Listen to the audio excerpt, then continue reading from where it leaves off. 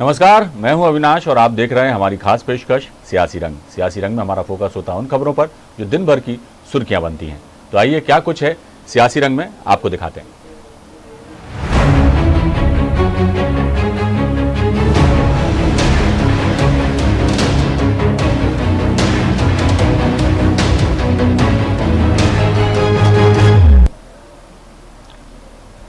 सियासी रंग में सबसे पहले बात मध्य प्रदेश की।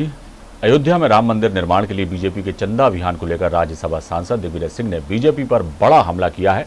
हाल ही में कुछ इलाकों में रैली के दौरान हुए हंगामे को लेकर उन्होंने पुलिस मुख्यालय पहुंचकर ज्ञापन सौंपा और निष्पक्ष जांच कर कार्रवाई की मांग की। उन्होंने कहा, जब बाबरी मस्जिद टूटी थी उस समय वो मुख्यमंत्री थे। उन्होंने प्रदेश में एक भी दंगा नहीं होने दिया, चाहे हिंदू हो या मुस्लिम। जिसने दंगा भड़काने का प्रयास किया उसके खिलाफ कार्रवाई की गई। लेकिन अब हालात ये हैं कि राम मंदिर के लिए चंदा उगाही के नाम पर मोहल्लों में लाठी तलवार लेकर जा रहे हैं। विशेष समुदाय को टारगेट किया जा रहा है।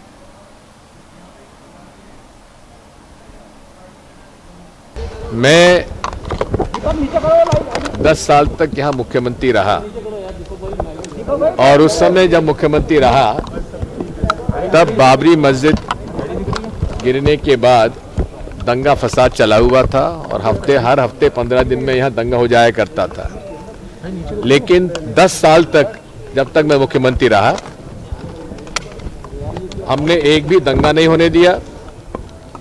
और चाहे हिंदू हो चाहे मुसलमान हो, जिसने भड़काने का प्रयास किया, जिसने भी धार्मिक उन्माद फैलाने का प्रयास किया, उसके खिलाफ मैंने कार्रवाई की। तो आज दिग्विजय सिंह ने ये बयान दिया है चंदा अभियान को लेकर और उन्होंने बताया कि जब वो मुख्यमंत्री थे तो किस तरह से उन्होंने दंगा फैलाने वालों या धार्मिक उन्माद फैलाने वालों पर कार्रवाई की। इस खबर पर सीधे चलते हमारे स्टेट हेड राजेश सक्सेना हमारे साथ जुड़े हुए हैं। राजेश जी, दिग्विजय सिंह हमेशा ही अपने बयानों को लेकर सुर्खियों में रहते हैं और आज फिर उन्होंने ये बयान दिया है जो राम मंदिर निर्माण के लिए चंदा लिया जा रहा है उस पर क्या कहेंगे? बिल्कुल, मैं जिस तरह से पूर्व मुख्यमंत्री और राज्यसभा सांसद दिग्विजय सिंह आज पुलिस मुख्यालय पहुंचे और अपनी अपनी पार्टी की तरफ से आपत्ति दर्ज कराई। जिस तरह से हाल ही के दिनों में जिस तरह से पत्थरबाजी की घटनाएं हुई और बीजेपी का जो चंदा अभियान है राम मंदिर निर्माण को लेकर, दिग्विजय सिंह ने कहीं ना कहीं इसी मामले को लेकर बीजेपी पर निशाना साधा है, सरकार पर निशाना साधा है। और जिस तरह से हवाला वो दे रहे थे कि जब वो मुख्यमंत्री थे उसी समय बाबरी विध्वंस मामला सामने आया था और उन्होंने किसी भी तरह का कोई दंगा अपने नहीं दिया था। लेकिन जिस तरह से सरकार की तरफ से कानूनी कार्रवाई हो रही है, तो सरकार की तरफ से बातें हो रही हैं और सीधे तौर पर जिस तरह से उन्होंने कहा कि जो कुछ हो रहा है वो न्याय संगत नहीं है, कहीं न कहीं सरकार पर सीधे तौर पर उन्होंने आरोप लगाए हैं और इसी को लेकर उन्होंने पुलिस मुख्यालय पहुंचकर वहां पर शिकायत दर्ज कराई है, आपत्ति दर्ज कराई है। कुल मिलाकर जिस तरह से पूरे मामले की बात की जाए, सरकार की तरफ से लगातार जिस तरह से घटनाएं हाल ही के दिनों में हुई है, राम मंदिर निर्माण में चंदा जुटाने को लेकर पत्थरबाजी की घटनाएं हुई या फिर सरकार की तरफ से जो कुछ कार्रवाई हुई है, या फिर सरकार जिस तरह से कानून बनाने की बात कर रही है और जिस तरह से कहा गया है कि जिस घर से पत्थर निकलेगा और उसी घर से वो पत्थर बरामद करेंगे और सब पे कार्रवाई करेंगे, उसी की को लेकर दिग्विजय सिंह मुखर हैं और सरकार पर पार्टी पर लगातार निशाना साध रहे हैं और उसी के चलते उन्होंने आज पुलिस मुख्यालय पहुंचकर अपनी शिकायत दर्ज कराई है। राजेश जी, जब भी दिग्विजय सिंह कोई बयान देते हैं या कोई उनकी जो कार्यशैली है कही जाए या सियासत में उनके बयान काफ़ी सुर्खियां बनते हैं, तो चंदा लेने के अभियान पर भी उन्होंने जो है शिकायत दर्ज कराई। अब देखना होगा कि आने वाले समय में इस तरह की राजनीति और क्या रुख लेती है। बहुत बहुत शुक्रिया राजेश जी इस तमाम जानकारी के लिए।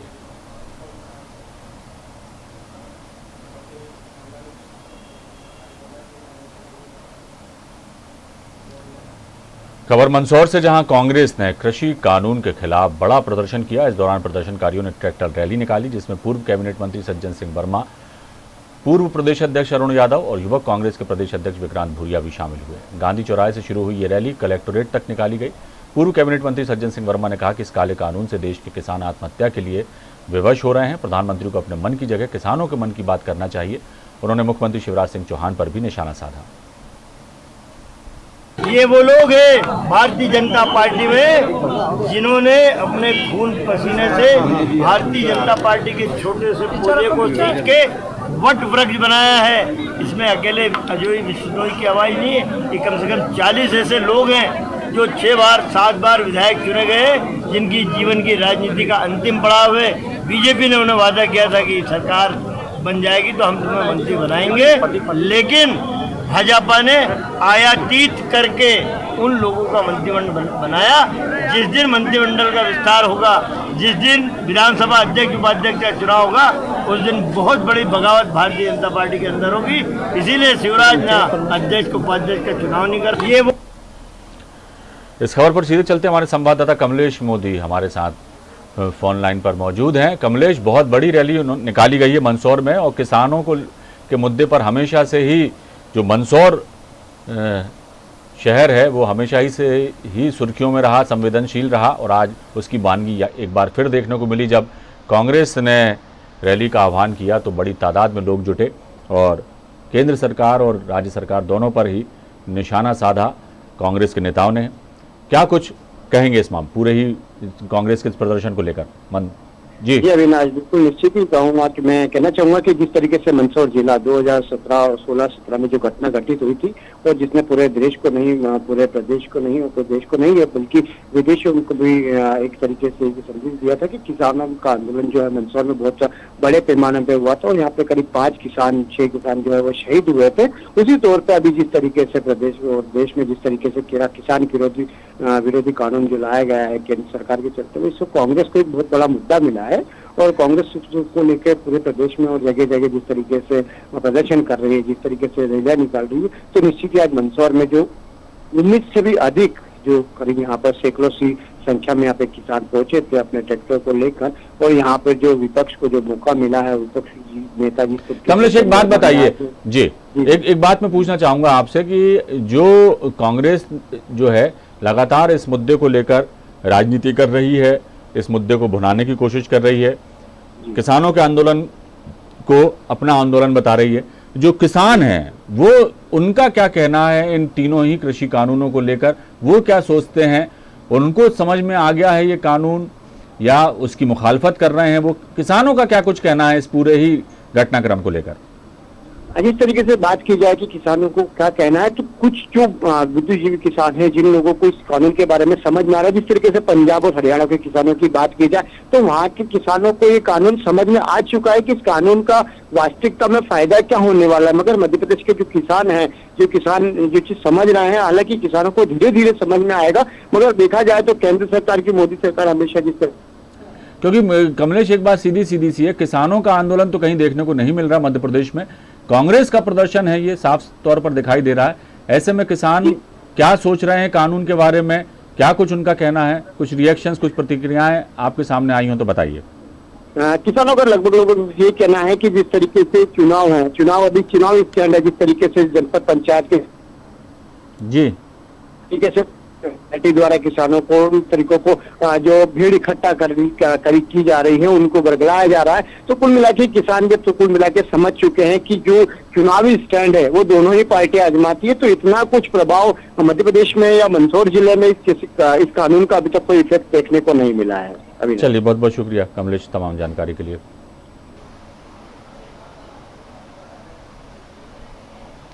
नए साल पर शुरू हुए मुख्यमंत्री भूपेश बघेल के दौरे को लेकर सियासत तेज होने लगी है छत्तीसगढ़ में।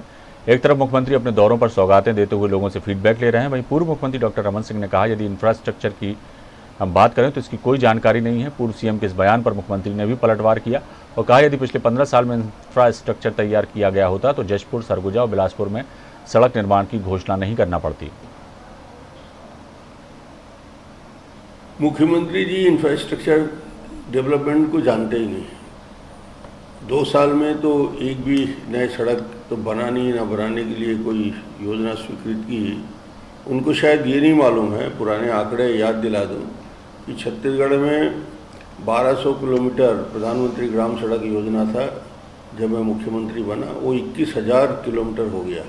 30,000 किलोमीटर सड़कें थी छत्तीसगढ़ में, 30,000 किलोमीटर 2003 में, वो 60,000 किलोमीटर हो गया 15 साल में। 60,000 जितने नेशनल हाईवे बस्तर जा रहे हैं तो एक बार बस्तर में लोगों से पूछे कि नेशनल हाईवे मिट्टी का हुआ करता था। भारतीय जनता पार्टी के लोग बताते हैं ना कि इंफ्रास्ट्रक्चर तैयार नहीं हो रहा है। तो यदि इंफ्रास्ट्रक्चर ये लोग 15 साल में तैयार किए होते तो मुझे जसपुर के सड़कों के निर्माण की घोषणा नहीं करनी पड़ती, रायगढ़ के सड़कों के निर्माण की घोषणा नहीं करनी पड़ती, सरगुजा और बिलासपुर संभाग में इतनी सड़कों के निर्माण की घोषणा नहीं करनी पड़ती। इनका तो कमीशन में सब भेंट चढ़ गया है।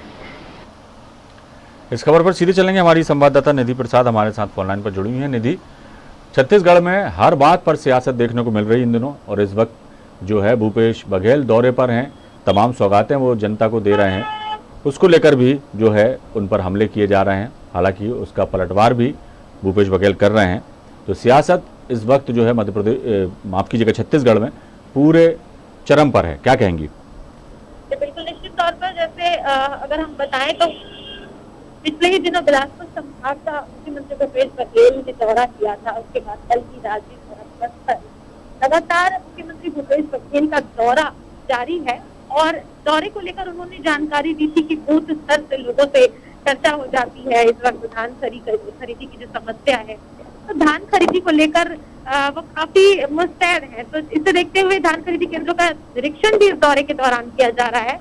इसके साथ ही अधिकारियों की बैठक भी की जा रही है कि योजनाओं का जो संचालन है वो किस तरह से किया जा रहा है। लेकिन कहीं ना कहीं मुख्यमंत्री भूपेश बघेल के इस दौरे से भारतीय जनता पार्टी को लोगों को कोई खासी खुशी नजर नहीं आ रही है। मुख्य तौर पर पूर्व मुख्यमंत्री डॉक्टर रमन सिंह ने आरोप लगाया है कि इंफ्रास्ट्रक्चर की अगर हम बात करें तो इस सरकार को इंफ्रास्ट्रक्चर को लेकर कोई नॉलेज ही नहीं है। जो कार्य हमने अपने शासनकाल में किए थे उन्हें ही ये लोकार्पण के दौरान पूरे कर रहे हैं, लेकिन खुद 2 साल में कोई इंफ्रास्ट्रक्चर इन्होंने स्थापित नहीं किया है। वही इस बयान का जवाब देते हुए मुख्यमंत्री भूपेश बघेल ने भी कहा कि जिस तरह से पूर्व मुख्यमंत्री डॉक्टर रमन सिंह का कहना है, तो उन्हें मैं ये बात याद दिला दूं कि अगर वाकई 15 साल के शासनकाल में इंफ्रास्ट्रक्चर का डेवलपमेंट हुआ रहता तो मुझे जशपुर जाकर सड़कों के निर्माण कार्य की घोषणा नहीं करनी पड़ती। हर जगह सड़कों की जो मरम्मत है वो नहीं हुई है। हमें लगातार सौगातों के जरिए विकास कार्यों की हम जो सौगात दे रहे हैं वो इसी वजह से दे रहे हैं।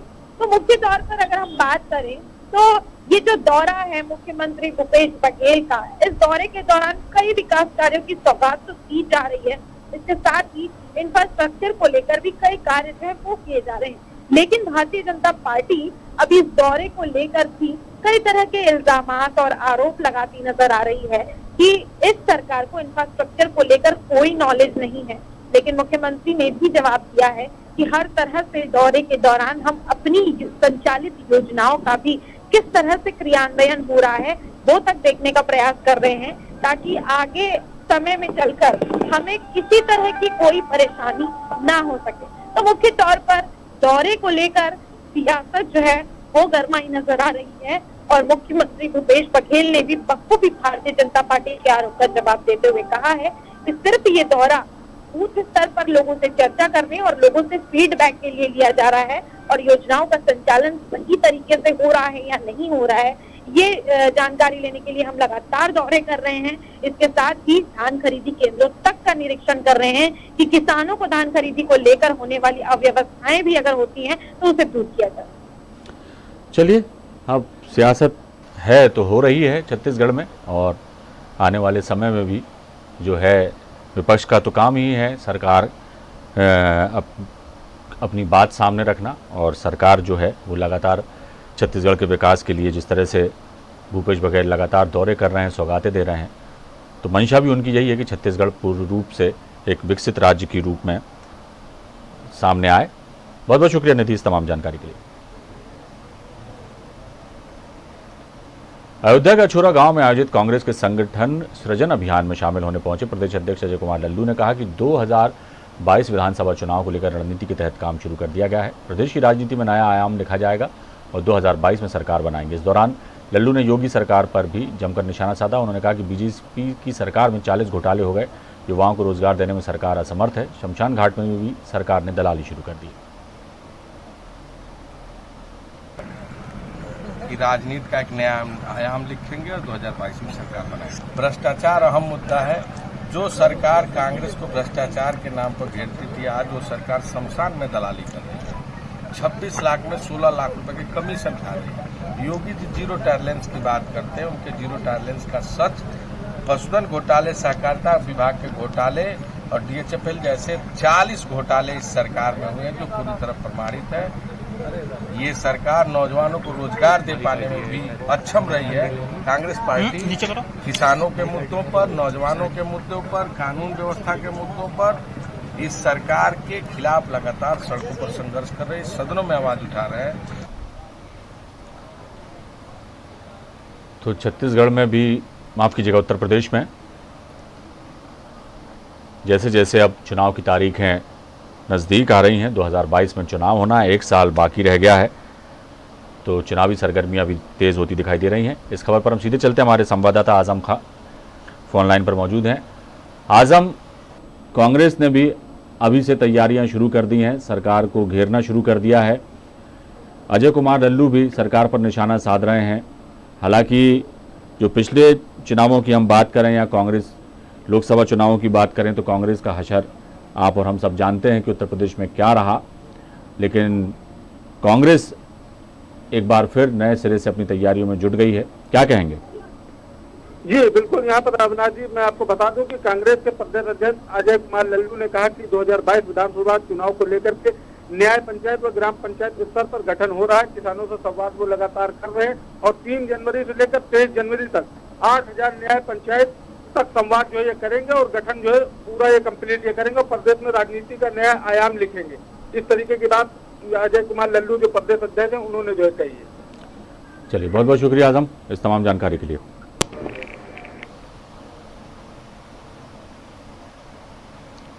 अगली खबर का रुख करते हैं उत्तर प्रदेश से ही। समाजवादी पार्टी के राष्ट्रीय अध्यक्ष व पूर्व मुख्यमंत्री अखिलेश यादव चित्रकूट दौरे के दूसरे दिन भगवान कामतानाथ की शरण में पहुंचे।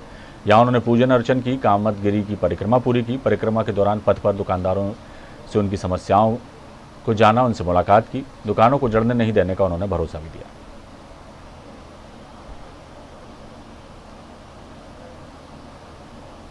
चित्रकूट में मुझे आने का मौका मिला है और इस बार भी समाजवादी पार्टी के नेताओं ने तय किया है कि यहाँ पर प्रशिक्षण शिविर हो, एक छोटा, जिसमें कार्यकर्ता नेता आपस में बैठें और आने वाले समय में जो संकट है, जो लोकतंत्र में संकट है, नौजवानों को नौकरी नहीं है, किसान आंदोलन कर रहे हैं, उनका कोई हक दिलाने के लिए सरकार आगे नहीं आ रही। हमारे व्यापारी दुखी हैं, लगातार कोविड से लोगों की जान जा रही है और सरकार पिछले 1 साल में, और मैं तो ये कहूँगा कि जब से सरकार बनी है भारतीय जनता पार्टी झूठ के अलावा कुछ नहीं बोल रही है। तो आज चित्रकूट के दौरे पर थे पूर्व मुख्यमंत्री अखिलेश यादव और यहाँ पर भी उन्होंने योगी सरकार पर जमकर निशाना साधा, दुकानदारों से मिले और उनकी समस्याएं जानी। इस खबर पर हम सीधे चलते हैं, हमारे संवाददाता राजू हमारे साथ फोन लाइन पर हैं। राजू, किस तरह से देखा जाए अखिलेश यादव के इस दौरे को? राजू, सबसे पहले अगर अपना बात करें, उत्तर प्रदेश की राजधानी लखनऊ से शुरू होती है, जो आज की जो देखा जाए बहुत बड़ी घटना थी जो घटित हुई बुलंदशहर में, जिसमें 5 लोगों की शराब पीने से मौत हुई। इसको लेकर भी आज की बात है तो अखिलेश यादव की बात करें, जो सपा सुप्रीमो है, वो आज इस दौरे पर थे चित्रकूट में और समाजवादी पार्टी के जो अध्यक्ष हैं अखिलेश यादव चित्रकूट दौरे के दूसरे दिन भी भगवान कामतानाथ की जो शरण में पहुंचे हैं। क्योंकि आजकल नेताओं की बात करें तो नेताओं को भगवान का अब वो ध्यान लेने में लग गए हैं, क्योंकि 2022 का चुनाव नजदीक है, उसमें भगवान से अपनी पूजा अर्चना कर रहे हैं और अपनी सरकार बनाने की गुहार लगाते हैं। पर यहाँ पर जिस तरीके से देखा जाए, उन्होंने पूजा अर्चना कर कामतगिरी की जो परिक्रमा पूरी की। परिक्रमा के दौरान पथ पर दुकानदारों से उनसे समस्याओं को लेकर मुलाकात की, क्योंकि कोरोना काल में जिस तरीके से देखा जाए दुकानदार जो फुटपाथ पे होते हैं उनकी क्या दशा रही है, किस तरीके से रही है, तो अखिलेश यादव की अगर बात करें तो उन्होंने दुकानदारों को एजेंडे नहीं देने का भरोसा दिया। कहीं ना कहीं लगता है अखिलेश यादव को कि 2022 में कुछ दमखम के साथ में अगर उनकी यूपी में गवर्नमेंट बनती है तो सबसे पहले वो फुटपाथ पर रहने वालों को दुकानें बना के देंगे और उसके साथ साथ उन्हें विकास की बात करें, उनको लोन वगैरह सब देने की बात कर रहे हैं। क्योंकि अखिलेश यादव का देखा जाए कहीं ना कहीं उनको भगवान के घर में जाने के बाद में उन्होंने जिस तरीके से उनको लगता है कि मेरी सरकार बनेगी, पर अभी ये कहना अविनाश जी बिल्कुल गलत है कि सरकार बनेगी नहीं बनेगी। जिस 2022 में जनता तय करेगी किस सरकार का कितना पल्ला वार के विपक्ष लगातार योगी सरकार पर बराबर हमला कर रहा है। वहीं पर अखिलेश यादव ने जिस तरीके का बयान दिया, उन्होंने कहा कि अपराध उत्तर प्रदेश में अपराध जंगल राज कायम है। हाई कोर्ट सुप्रीम कोर्ट ने भी कई बार इनको चेतावनी दी है योगी सरकार को, पर उत्तर प्रदेश का वो अपराध खत्म नहीं कर पा रहे। लेकिन अपराध की अगर बात करें यहाँ पर अविनाश, जिस तरीके से समाजवादी पार्टी में भी अपराध नहीं रुका था, इसलिए जनता ने भारतीय जनता पार्टी को चुना। भारतीय जनता पार्टी में समाजवादी पार्टी से ज्यादा अपराध है, नहीं रुकने का नाम देखना होगा जी। वही राजू, मंदिरों में पूजा करने जा रही है, महिलाएं सुरक्षित नहीं है, पिंक की बात कर रहे हैं यहाँ पर, जिस तरीके से 1090 की बात करें, जिस तरीके से सरकार ने अपने उनके पास में संसाधन है, गाड़ियां लगाई जा रही है, स्ट्राइक लगाया जा रहा है, जिस तरीके से कोई किसी तरीके से कानून व्यवस्था के नाम पर उत्तर प्रदेश में योगी सरकार बिल्कुल वास्तव में खतरे से खाली नहीं है। लेकिन अभी इसको भी नहीं कह सकते। बिल्कुल राजू, देखना होगा अब क्योंकि अब 1 साल ही बचा है सरकार के पास, तो तमाम सियासी दल हैं, उनको अपनी तैयारियां भी करना है और जाहिर सी बात है विपक्षी हैं तो विपक्ष की जिम्मेदारी भी निभा रहे हैं, लगातार सरकार पर निशाना साध रहे हैं और राजनीति में ये होता ही है। अब आने वाले समय में पता लगेगा राजू कि किस तरह से जो बड़े बड़े दावे समाजवादी पार्टी हो या कांग्रेस हो कर रही हैं, उनकी में कितनी सच्चाई उनके दावों में और कितना दम वो दिखा पाते हैं आने वाले 2022 के चुनाव में। बहुत बहुत शुक्रिया इस तमाम जानकारी के लिए।